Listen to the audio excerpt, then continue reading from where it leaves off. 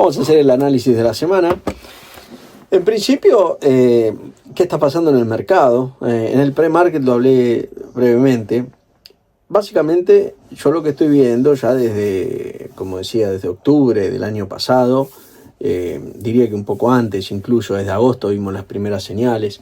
El mercado estaba muy posicionado al alza en las empresas tecnológicas, sobre todo las relacionadas a la inteligencia artificial. Lo que vimos fue primero una rotación de lo que eran las empresas, de lo que era el Nasdaq a el Russell, ¿no? Sobre todo de las empresas tecnológicas. Los inversores, los value investors, los grandes fondos empezaron a reducir su exposición a las tecnológicas. Y eso, cuando analizamos los ratios, lo vemos claramente en cómo salían cómo el Nasdaq tenía flujos negativos y el Russell positivos, básicamente lo que pasaba con los precios. Acá si analizamos los ratios, ese es uno de las cuestiones principales por las cuales conviene analizar ratios. Luego, si seguimos con el análisis de ratios, lo que veíamos era que XLI y XLP, ese ratio que nos mide consumo discrecional y consumo masivo o consumo básico, lo que nos dice es que lo que podemos ver ahí es que todas las empresas de consumo básico son las empresas que el mercado prefiere cuando se tiene que cubrir, porque tienen un beta bajo. ¿Qué es un beta bajo? El beta es cómo se mueve esa acción respecto al índice. Básicamente es una medida estadística.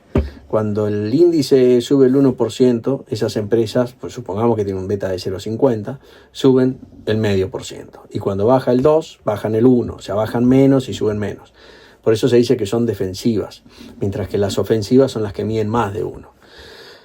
Entonces lo que veíamos es que el mercado, digamos, los inversores preferían sectores defensivos. Y eso se está viendo ya desde noviembre, diría octubre, noviembre, ¿no? Ese es un proceso que uno lo va viendo en los ratios y que tiene su contrapunto y lo vemos en el día a día en los precios de las tecnológicas. Vemos que Nvidia, vemos lo que pasa con Meta, vemos lo que pasa con la mayoría, salvo creo que Google, ¿no? Pero eso ¿por qué nos sirve? Y cómo me parece a mí, o cómo yo lo uso, pero cómo me parece que lo puede usar el inversor. Todos los que hacen análisis técnico saben que uno de los principios de Dow, digamos, es que los promedios se tienen que convalidar entre unos a los otros. Y que si uno quiere vender, por ejemplo, quiere tomar una posición en corto, ¿qué conviene? Y tomar un índice donde estén débiles. Entonces, por ejemplo, eso, por supuesto que hay particularidades siempre, ¿no? Pero lo que nos dice es que tenemos menos chances de equivocarnos generalmente, estadísticamente hablando. Entonces, si queremos vender en corto, y bueno, quizás vender una empresa del Nasdaq tiene más sentido que vender una empresa del Russell en esta situación, ¿no? Por ejemplo. Y después hay que diferenciar dos cosas que son importantes, porque ahora vamos a hablar del Bitcoin y después vamos a hablar de los metales y de los futuros. Hay que entender, yo le voy a dar mi perspectiva. Yo analizo lo que se llama, digamos, top-down, ¿no? Arranco desde la macro para entender lo que está pasando. No digo que todo lo tengan que hacer, ni mucho menos. Yo lo hago posiblemente por una deformación profesional, que no lo puedo evitar, ¿no? Lo tengo ahí, lo analizo. El otro día discutía con alguien, conversaba con alguien, no es que discutía en el sentido de... Pero decía, mirá, si no sabes de la macro, no te interesa tanto, depende mucho tu estilo y lo que hagas, la verdad es que no te suma nada, muchas veces te suma ruido. Porque hay que tener en claro que hay diferentes niveles. Primero el nivel de análisis, de decir, desde la macro, y después tenemos el nivel más táctico, que es lo que usa un trader. Un trader puede solamente operar sin conocer la macro, sobre todo si opera intradía y demás, o puede operar sin conocer mucho de la macro. Y a veces el intentar meterse te genera más ruido. Y eso es lo que le pasa a muchos académicos que sí conocen de la macro o que son incluso especialistas en la macro o en otras cuestiones, y que claro, a la hora de operar, son poco tácticos, digamos. Son muy estrategas, están muy mirando en la macro lo que va a pasar y confunden lo que es la macro con lo que es la lectura del mercado en el inmediato, que es lo que necesita el trader, porque nosotros podemos tener mucha razón en la macro, pero ¿no? Uno puede decir, bueno, Estados Unidos tiene ciertos problemas estructurales y no sé qué, y de deuda y demás. Pero si vos te vendías o te shorteabas Estados Unidos el año pasado, te están juntando del piso en este momento. Entonces, sacando ese ejemplo por ahí puntual, vamos a qué es lo que pasa con Bitcoin. Eso es lo que estamos viendo en el mercado en general, mercado de acciones, ¿no? Los mercados están relacionados. El dinero es como la energía, no desaparece, se transforma, no se mueve de un lado a otro en el caso del dinero. Entonces, ¿qué pasa con Bitcoin en este contexto? Es esperable que baje, porque si nosotros lo que estamos viendo es que el mercado prefiere betas bajos, ¿por qué compraría Bitcoin? O sea, el inversor, ¿qué es lo que te está diciendo? Quiero, por X motivo, prefiero no tener riesgo a las acciones. O sea, no quiero tener riesgo al mercado, a la renta variable. Quiero tener menos, quiero betas tranquilos, bajos, defensivos. Me quiero defender. Después podemos discutir por qué. ¿Y por qué compraría Bitcoin en ese sentido? Es antinatural. Lo lógico es que baje. Ahora, uno puede decir, bueno, pero el índice, el Standard & Poor's no baja. No baja. Lo que está pasando es que hay una transición entre sectores del Standard & Poor's. Por eso, si miramos el Standard & Poor's, es como un promedio entre el Russell y el Nasdaq. Y lo que vemos es que el Nasdaq no está marcando nuevos techos, mientras que el Russell sigue bastante firme, ¿no? ¿Por qué? Y bueno, porque está esta rotación. En ese contexto es lógico para mí que el Bitcoin no suba, de hecho que caiga. Ahora bien, no hay una escapatoria masiva en el mercado hacia, o los inversores hacia los bonos, por ejemplo. No hay lo que se llama un flight to quality, es decir, si bien está rotación a sectores defensivos, no hay una fuga masiva hacia bonos pensando que se viene una crisis y que el mercado se va al piso. Todavía lo que vemos en las tasas, sobre todo las de 10 años y 30 años, es que están subiendo levemente. El otro día bajaron, el jueves creo que fue, pero el viernes retomaron esa tendencia alcista. Eso hay que seguirlo, porque eso lo que nos está marcando también es lo que el mercado, o sea, cómo los inversores ven la economía de Estados Unidos y en general a largo plazo, ¿no? 10 años, 30 años. En el corto plazo, más afectado por lo que hace la Fed. Pero por ahora no se está viendo un gran, se están manteniendo las tasas. Entonces, bien, ahora aparecen, cuando cae el Bitcoin, como en muchos activos, siempre pasa, pero en el Bitcoin pasa más. Pero a mí me parece que es porque la gente que opera Bitcoin o que está más relacionada al Bitcoin es un mercado mucho menos profesional en este sentido. Y entiendan, no me malinterpreten el profesional, quiero decir, hay mucha persona que entró al mercado por las criptos, entonces, y no por otro mercado, no operando el algodón, por ejemplo, ¿no? que es un producto tan de nicho.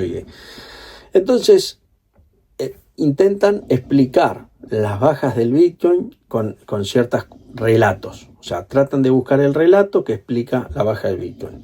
Y como es lógico, mucha gente que tiene Bitcoin porque cree en la idea de las Bitcoin, del Bitcoin, de las criptomonedas y del Bitcoin en particular, claro,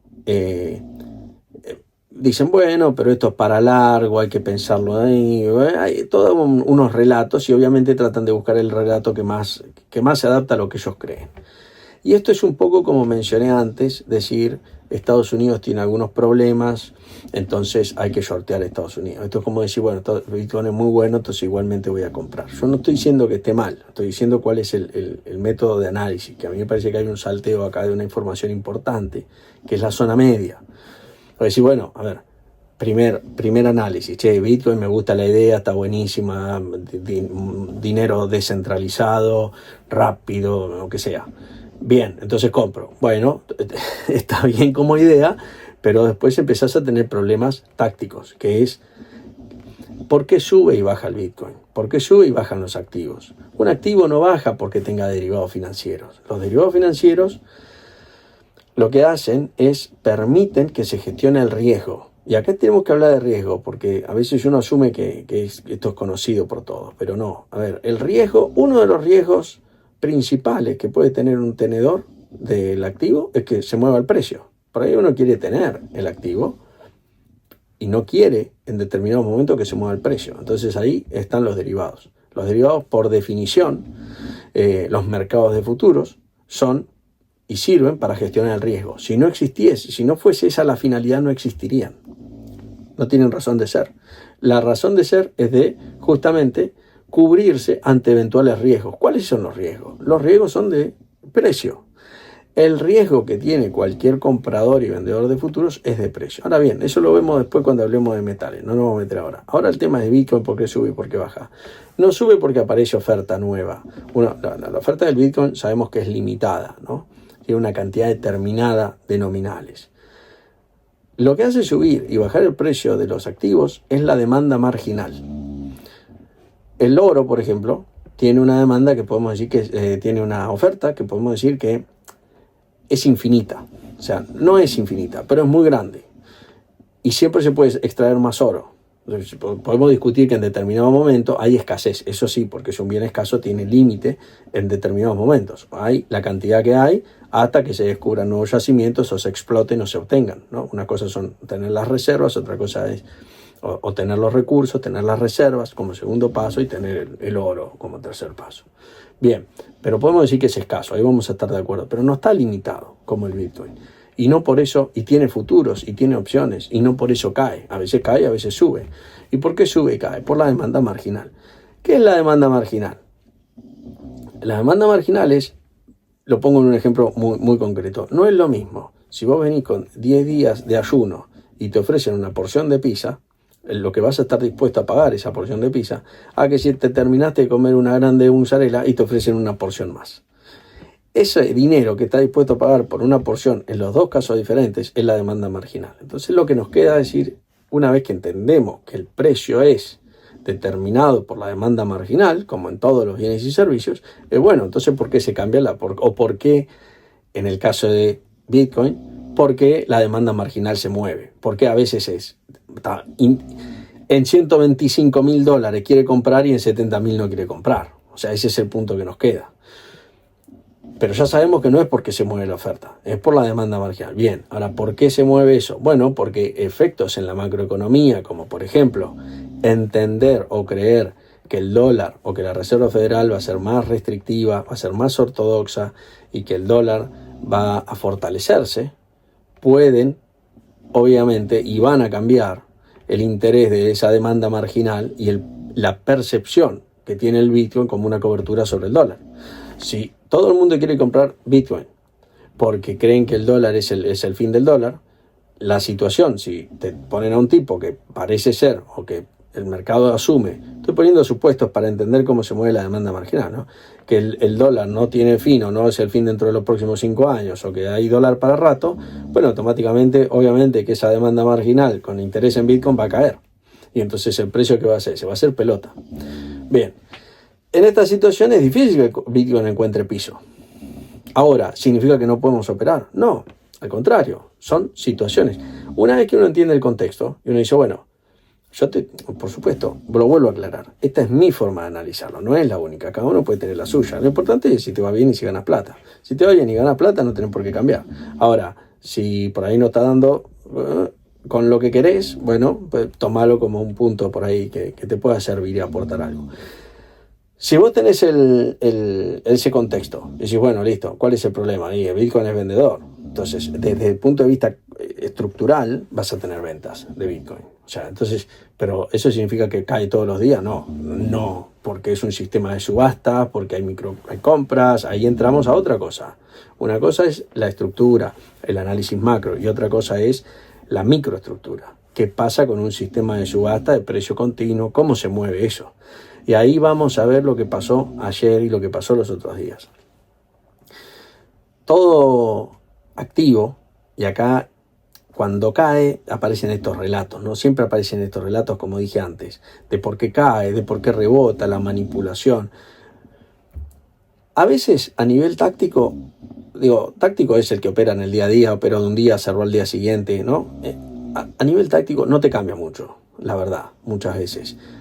Pero es importante marcar estas diferencias porque si vos pensás que el Bitcoin rebota por manipulación, posiblemente vayas a buscar activos que creas que estén manipulados para operar o para alejarte. Entonces vas a decir, no, yo Bitcoin ahora no opero más porque me lo manipulan. Me voy a ir a operar, no sé, el Nasdaq. Y después vas a encontrar que te lo manipulan. Entonces vas a decir, bueno, o todos los activos están manipulados, esto es toda una mentira, o vas a convivir con la manipulación creyendo... Pero no vas a entender que es un efecto de mercado y que va a pasar en todos los mercados. Desde el jugo de naranja, el algodón, el café, el Bitcoin, desde el año 1900 a esta etapa. Siempre va a pasar. ¿Por qué? Porque lo que pasa son fenómenos de mercado. Cuando vos tenés lo que pasó el día jueves, fue un sell-off, ¿no? Yo digo taxativamente fue un sell-off. Uno puede discutirlo, por supuesto, puede debatirlo. Che, bueno, a ver, pará, ¿esto es un sell-off? ¿Por qué es un sell-off? Bueno, yo te digo por qué es un sell-off. Cuando vos ves que la vela es bajista, que tenés un día bajista, que el día es exageradamente bajista. ¿Y cómo es un día exageradamente bajista? Hace fácil, agarrar los 20 días anteriores bajistas solamente y comparar los bajistas de dónde a dónde llevaron el mercado. ¿Cuál es el promedio? Si querés 20, toma 30, toma 40, toma lo que quieras, pero se entiende cuál es el hilo que estoy buscando, ¿no? Medir estadísticamente cuál es la baja promedio. Cuando vos ves que esa baja es mayor a la que se dio los días anteriores, estás ante una, por supuesto que es posible, pero estás ante una probabilidad menor de que suceda. Bien, si además te diría que puedes hacer otro análisis y empezar por otro lado, mirar el volumen, mirá cuando el volumen sea grande realmente, y fíjate en el pasado cuántas veces ese activo o ese instrumento llegó a ese volumen y qué pasó después. Si miramos el caso del Bitcoin, lo que vemos es que el día jueves hubo mucho volumen. Y si hacemos, esto es muy simple, trazamos una línea para atrás, lo que vemos es que las veces que llegó a este pico de volumen fue un piso. Fue un piso a veces de corto plazo, a veces duró más, a veces duró menos. Eso lo que nos indica es que están las condiciones dadas para pensar que es un sell-off. Eso no significa, y esta es mi forma, por supuesto. Eso no significa, no, entonces ahora el Bitcoin va a ir a buscar la zona de 79 y 83 y después va a subir a... No, significa que es un sell-off. ¿Y qué es un sell-off? Es cuando los compradores se cansan y venden y liquidan posiciones. Y eso que genera una avalancha en donde unos se liquidan a los otros, se acelera la venta porque se desesperan, por lo que sea, porque se ejecutan stops, no importa, eso es una cuestión anecdótica, si el stop es automático, si es manual, si es el mismo que se asusta, que tiene 2 computadores y toca 2 veces el enter, eso son cosas que en el 1900 pasaba de una manera y hoy pasa de otra, pero al final, algoritmos, lo que sea, al final del día es el mismo concepto, se vende agresivamente. ¿Cuál es la consecuencia de eso? La consecuencia directa de eso es que hay una sobreventa. Es decir, todos los que querían vender ya vendieron agresivamente. Entonces no quedan más vendedores agresivos y por ende el precio rebota. Hace un rebote automático. ¿Cuánto dura ese rebote? Depende de la gravedad o qué tan grande fue el sell-off y depende del activo y la situación. Pero ese rebote se da. Y ese rebote, cuando se da el rebote, ahí aparece en el otro relato que vas a leer. Porque siempre es el mismo cuento. Desde que yo estoy en el mercado es el mismo cuento. Ahí está. Rebotó porque compraron estos. Entonces antes te lo hicieron bajar. Entonces ahí vas a ver reportes de lo que compró Binance, lo que compró, no sé, Pepito el Pistolero, el tipo de MSTR, el que sea. Te van a decir que te quisieron liquidar, barrer tus stop. Vos que sos un tipo bien intencionado, que quería ayudar al mundo y hacer emocionar a la primavera, y que te arruinaron, un manipulador. Es mentira eso. Lo que sucedió es que ese mismo efecto de ventas agresivas es la que genera el rebote. No es que te lo hacen a propósito, es ese mismo efecto, porque te quedas sin vendedores y después rebota. Ahora bien, después el proceso sigue su camino, pero generalmente, muchas veces, estos procesos de liquidación sí marcan un piso, por lo menos en el corto plazo. Y si vos podés detectar estos momentos, tenés que tener paciencia, pues si todos los días estás viendo sell-off, te van a embocar todos los días y uno la vas a pegar. El problema acá es que el sell-off es un muy buen momento para comprar. Por supuesto, cuanto más timing tengas, más cerca del piso vas a comprar o cuando empiece a rebotar. En mi caso, yo compro cuando empieza a rebotar. Ahora bien, por supuesto, tenés que tener bien determinado cómo encontrar los sell-off, porque como decía antes, en un contexto en donde el mercado baja, ya cuando tenés el contexto, sabes que el sell-off es muy posible que aparezca. Lo que no sabes es cuándo. Este no es el primer sell-off que vimos en Bitcoin. Lo que pasa es que este es el más grande de los últimos meses, diría. Porque el anterior, que se dio donde se dio un canal anterior también, que parecía que rebotaba y después volvió a caer, también hubo un sell-off que fue más chico y el mercado estuvo lateralizando varios días. Y después, bueno, ahora cayó esta semana y semana pasada, ¿no? pero hasta ese momento estuvo lateralizando. Son oportunidades. El tema es que acá vos tenés que tener muy en claro en dónde te metes y cómo lo operás, pero esta es la diferencia entre la parte que yo digo más táctica, que es, bueno, el contexto es bajista y demás, pero eso no significa que vos no puedas operar al alza y que por supuesto te podés equivocar y vas a perder alguna vez. Eso lo tenés que contemplar, sobre todo cuando estás empezando a operar sell-off, o a veces se da que el sell-off se da y sigue cayendo, ¿no? Los otros días se dio un sell-off que yo pensé que lo operé porque opero el patrón en sí. Yo obviamente nadie sabe lo que va a pasar a la derecha. Lo operás, sale mal, perdiste y vas al próximo y lo volvés a operar. Es así. Eso es el trading. Es diferente al análisis, ¿no? El análisis, cuando vos tenés un análisis de contexto, bueno, lo cambiás todos los días. Ahora, la parte táctica de cómo operar la próxima vela, sí, eso es algo totalmente dinámico del día a día. Bien, esos son los motivos de por qué el Bitcoin, a mi entender, está cayendo, porque el mercado va para ahí, no es nada extraño. Ahora bien, después lo que tenemos son oro, plata y metales y commodities en general. En el oro lo que veíamos es, el oro es una cobertura natural y es un resguardo de valor. El Bitcoin no es un resguardo de valor. Por más que algunos lo quieran plantear como un resguardo de valor, está bien como hipótesis, está perfecto, hay que tomarlo, pero resguardo de valor no es. ¿Por qué? Porque no está resguardando ningún valor. Yo entiendo que para alguna gente sí, y eso es totalmente válido, pero hoy el mercado no lo asume como resguardo de valor. Y vos decís, no es una discusión dialéctica, es un tema de qué es lo que pasa cuando el mercado se va al tacho. El mercado cuando cae, los inversores compran bonos o compran sectores defensivos, no compran Bitcoin. Entonces no es resguardo de valor. Por más que a vos te parezca, yo no está perfecto, si a vos te parece, es para comprar. Pero no es lo que el resto de la humanidad ve. Entonces, ojo con eso, con darlo por sentado. Otra cosa,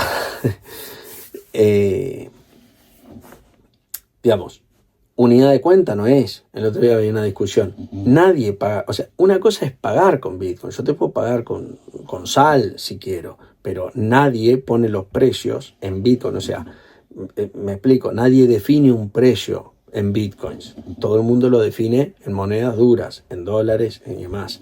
Los balances no se hacen en Bitcoin. No es una unidad de cuenta. O sea, eso es unidad de cuenta. Después, ¿cómo pagás vos? Es una cuestión tuya entre comprador y vendedor. Te puedo pagar en bolsas de cemento, pero eso no significa que sea una unidad de cuenta y que la gente haga los balances en bolsas de cemento. Son diferentes, son una cuestión operativa de, che, ¿con qué nos queda mejor que te pague? ¿No? Vos sos un gran fumador y yo te pago con latas de tabaco, qué sé yo. Bueno, pero no es la unidad de cuenta. Bien, con lo cual, nada, es eso, es un activo especulativo, porque siempre que cae aparecen las viudas del Bitcoin a decir, no, pero voy para largo, qué sé yo, pero pasa con todas las acciones, y no es que está muy bien tener esa visión de largo plazo, yo no estoy diciendo que no, lo que digo es, uno me parece que siempre tiene que hacer el ejercicio de ponerse del otro lado y analizar realmente las cosas en su justa perspectiva. Cualquiera que quiera comprar y que esté adentro y que compre, me parece a mí que tiene que hacer el ejercicio de decir y de entender en qué momento se equivocó. O sea, de tenerlo claro. No estoy diciendo que se hayan equivocado, pero uno dice, qué sé yo, compro Blockbuster. No ahora, que no existe. Pensemos 20 años atrás. Bueno, ¿en qué momento te hubieses dado cuenta que Blockbuster no era el negocio que prometía ser? Comprar General Motors hoy. ¿En qué momento? Cuando dejan de vender autos, cuando, no sé, en algún momento vos tenés que definir un momento en el que decís, che, no, pará, me equivoqué. Voy a ponerlo en términos muy simples. Yo pongo una pizzería, digo, bueno, voy a vender 1000 pizzas por día, 500 de mozzarella, voy a tener el local lleno. Bueno, ¿en qué momento digo, no, ya está, esto de la pizzería no va más, lo cambiamos, ponemos otro negocio? Cuando vendo una, cuando pasa un mes y no vendo. Bueno, ese punto, ese nivel, cada uno tiene uno diferente. Pero hay que tenerlo en algún punto. Hay que entender dónde es el, che, acá me equivoqué. Porque eso es lo que cambia a un trader o a un gestor. Eso es lo que te permite darte vuelta. Vos no podés pensar que si sube, qué buena noticia está subiendo, entonces es para comprar más. Y si baja, también es para comprar. Y si hay buenas, y si pasa lo que pase, es para comprar. Más allá del precio, yo di 2 ejemplos del precio, puede ser cualquier cosa. Bueno, y ahora sí, el oro, lo que veíamos en la suba, el oro sí es un refugio de valor, Y más allá de que sea un refugio de valor y demás, que eso lo sabemos desde siempre, estuvo muerto mucho tiempo y tuvo grandes correcciones y ahora empezó a subir muy fuerte. ¿Y qué es lo que estamos viendo? Que llegó a $5.600 y se cayó a 4.800, ¿no? Una volatilidad impresionante. Entonces, el clímax comprador era muy grande. Si vemos lo que estaba pasando con los futuros, vemos que el Open Interest se mantenía constante, iba bajando, iba subiendo, movimientos normales del Open Interest. ¿Qué es lo que no queremos ver o lo que tenemos que tener cuidado con los futuros y con el Open Interest? Cuando el futuro sube o el precio sube, primero, ¿dónde están posicionados los comerciales y los dealers, lo que llaman swap dealers? Y dónde están posicionados los especuladores. Eso lo que nos dice es muchas veces para dónde se va a acelerar la tendencia y lo que están viendo los comerciales. Los comerciales son muy importantes, pues son los que entienden el negocio, son los que trabajan con el oro, son los que compran el oro, son los JP Morgan de este mundo. Obviamente que son una cara de la moneda, no son todo. Y no es el análisis de corto plazo, eso es entender, hay que entender relaciones acá, decir, bueno, están muy vendidos, están vendidos, porque los swap dealers suelen estar vendidos en los productos de futuro porque tienen el físico. Es como yo tengo campos donde cosecho soja, entonces generalmente en el mercado de futuros mi posición natural es estar vendido porque estoy cubriendo el riesgo de precio de que suba o baje la soja. Porque mi negocio es convertir una semilla, el agua y algunos insumos en un poroto de soja. Y mi spread, mi ganancia va a ser esa. Entonces, cuando sube de precio la soja, yo quiero vender en el mercado de futuros, porque justamente quiero cubrir el riesgo de que el precio baje. Por eso se habla que el mercado de futuros es un gestor de riesgos, o sea, sirve para gestionar riesgos. Todos los hedgers o los coberturistas lo que hacen es cubrir su producto en el mercado de futuros. Y la contraparte son los especuladores que quieren comprar o están dispuestos a aceptar ese riesgo porque obviamente creen que van a ganar plata, ¿no? Entonces, los dos creen que van a ganar. El coberturista lo que cree es que sabe que en ese nivel le sirve de precio y por más que suba un poco más dice, mira, a mí me interesa poco. La utilidad marginal que obtengo por ganar un 5% más en el precio es muy baja frente a lo que puedo llegar a perder. Porque mi negocio no es ese y no lo entiendo, por decirlo. Entonces el especulador ve que hay un negocio ahí y dice, acá entro. Uno vende y el otro compra. Bien, cuando generalmente los precios de los commodities llegan a niveles en donde históricamente están altos, los coberturistas tienden a tomar más coberturas, o sea, se venden más. Y por ende los especuladores compran más. ¿Por qué? Porque la cantidad está generalmente bastante dada por las condiciones naturales. O sea, vos tenés un campo de 100 hectáreas de soja, vas a sacar 100 hectáreas de soja. Tenés 13.000 hectáreas, vas a sacar lo que da 13.000 hectáreas por el rinde. No podés sacar el doble. Entonces vas a vender eso. Ahora bien, por supuesto, cuanto más sube el precio, más querés cubrir tu cosecha. Una cosa es cubrir el 30%, pues decir, bueno, este precio feo, pero mejor feo conocido que no sé lo que va a pasar. Ahora, si lo ves en un precio más que interesante, decís, bueno, cubro el 70, el 80. No puedes cubrir mucho más porque te puedes quedar corto en la soja, ¿no? Puedes tener un mal rinde y después tenés que salir a cubrir los contratos. Pero bien, entonces eso es lo que hace el que tiene contratos de soja. ¿Qué hacen las grandes ADM, los que operan en serio, grande? Cubren el 95% generalmente y dejan un 5% para trading. Esas son las medidas de riesgo que... Estoy diciendo cosas generales, ¿no? Algunos hacen más y menos, pero es menos. Eso como máximo a veces el 2%, no el 5%. Bien, esa es la dinámica del mercado. Entonces los que compran son la contraparte. Por eso se habla de que es para gestionar riesgos y que lo que cambia es ¿dónde se transfiere el riesgo? Se transfiere el riesgo de balance. No es lo mismo tener soja que te cambia de precio todos los días y que vos de golpe perdiste plata a tener la soja contra un futuro cubierto en donde tu precio está ahí. Pagaste una prima por cobertura. Y ese riesgo de balance queda del lado del especulador, que lo que quiere es tener exposición al precio sin tener que hacer toda la parafernalia de la soja física. Dice, bueno, yo lo que quiero es riesgo-precio. Ahí tuviste una transferencia. Una persona tiene el activo, tiene la soja en el campo, y otra persona tiene la exposición al precio. Transferiste, no creaste oferta. Por eso son derivados, porque derivan de. Después la palabra futuro y demás depende de cómo esté estructurado. Si es entre dos personas o dos entidades va a ser un forward, porque es entre dos contrapartes, y si hay una cámara compensadora en el medio es un futuro. Y acá la cámara compensadora es solamente una cuestión operativa, te dicen dónde entregar, cantidad, calidad, pero solamente a nivel operativo para hacerlo estandarizado, si no sería imposible. Bien, esto pasa en todos los metales, pasa en los futuros de Bitcoin, pasa en todos y pasa en el oro y en la plata. Cuando vemos que el Open Interest, como dijimos recién, comerciales de un lado, especuladores del otro, eso está en el COT, en el Commitment of Traders que emite la CFTC, que es la empresa la entidad reguladora de los futuros en Estados Unidos, en donde la información la reciben de los FCMs, que son los brokers, digamos, en caso de futuros son los que tienen las posiciones, son los merchant, los futures merchant, se me fue la palabra ahora, pero son las casas de broker que son los que mantienen las posiciones y los que hacen el clearing de las posiciones.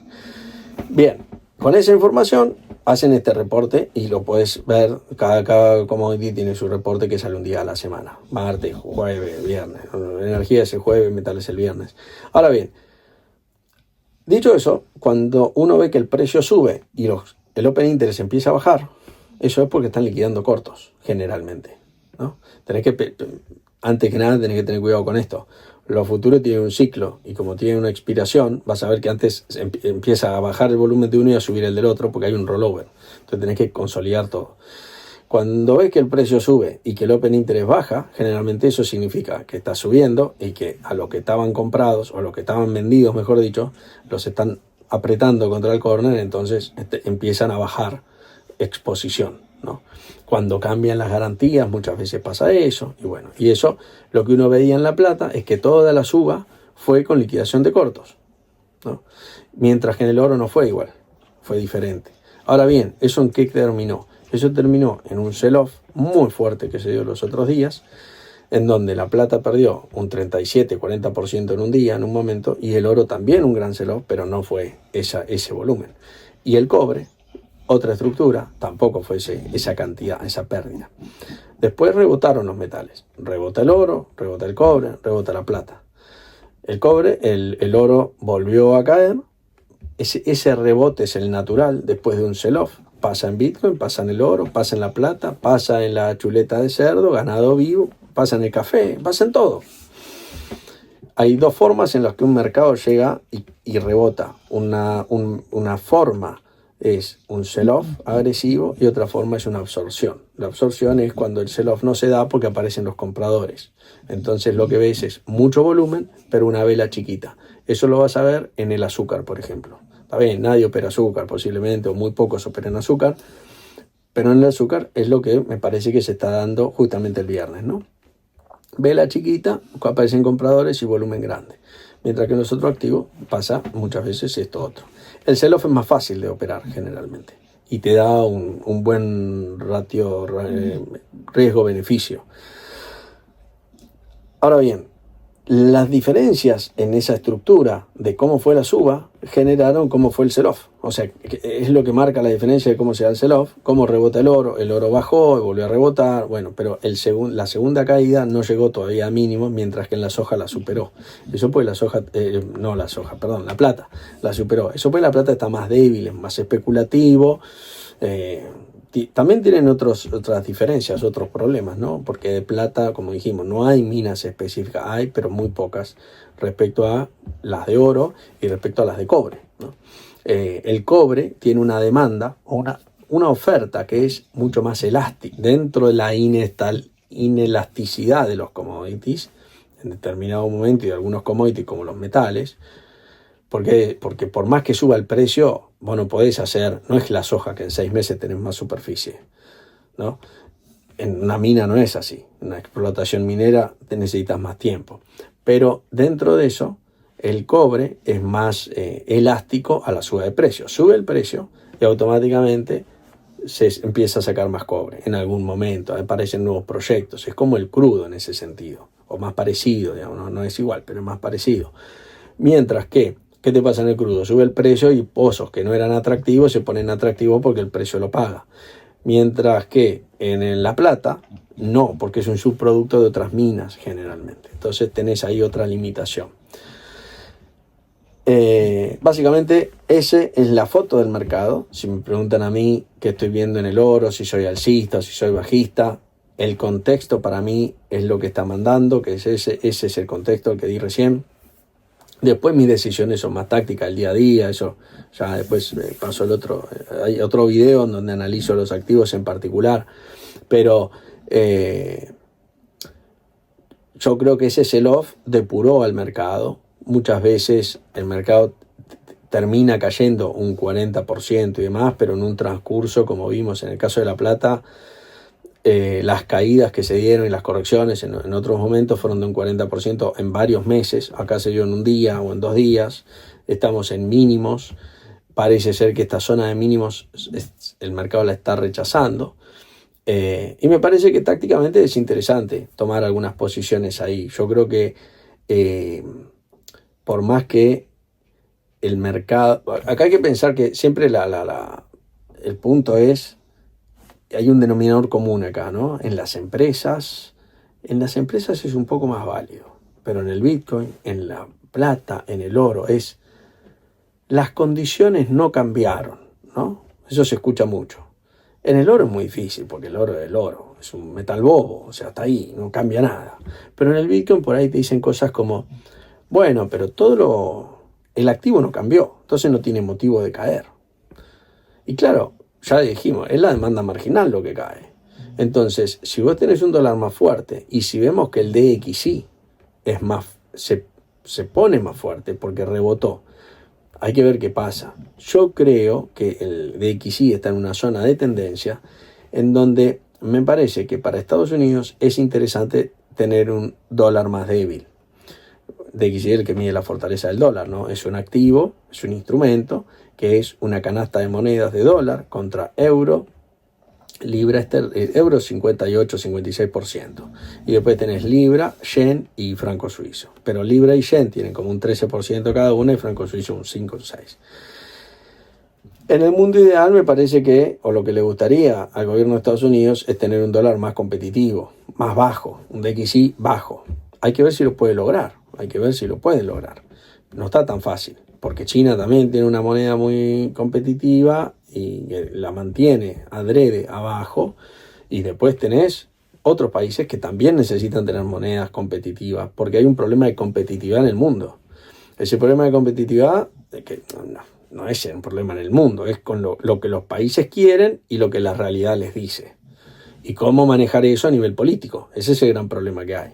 Europa, por ejemplo, quiere, obviamente, tómelo no sé si es tan obviamente, pero quiere defender a sus agricultores. Dice, bueno, pero claro, si no, sí, los huevos en Francia son muy lindos, tienen el mismo formato y tienen un sellito y los cuidan mucho y nunca viene un huevo roto.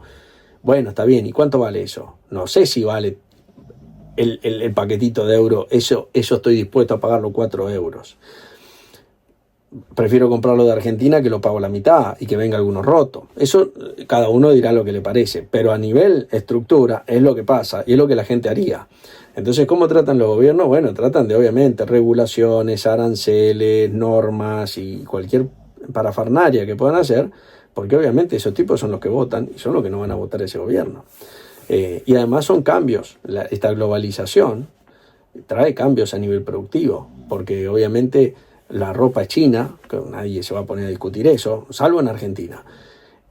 Los granos van a ser de Ucrania, de Argentina, de Brasil, porque es totalmente ineficiente hacer ganadería en Francia, es la realidad.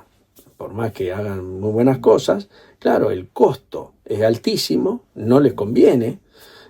Lo que pasa es que vos te tenés que sentar enfrente de los ganaderos franceses y decirle, bueno, muchachos, miren, lo que viene haciendo hace 3 generaciones ahora se acabó, no se hace más, porque no da, porque claro, hace 3 generaciones comprar un campo en Francia valía 2 pesos o valía 2 dólares y hoy vale un montón. Entonces, claro, ya no da más para hacer ganadería, tener un latifundio ahí parado con 3 vacas, no te sirve.